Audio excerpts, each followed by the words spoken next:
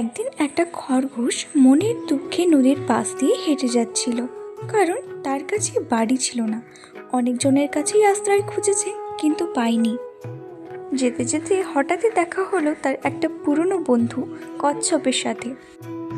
আরে খরগোশ ভাই যে অনেকদিন পর।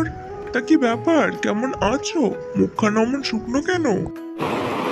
আর বলো না ভাই, একটু ভালো নেই। জানো, কেউ আমাকে আশ্রয় দিতে খুঁজছে না। আর আমার ঘরটা জানো এই কিছুদিন আগেই ভেঙে গেছে। তুমি কি সুন্দর, তোমার পিঠের ওপরেই তো তোমার বাড়ি, যখন খুশি ঢুকে যেতে পারি।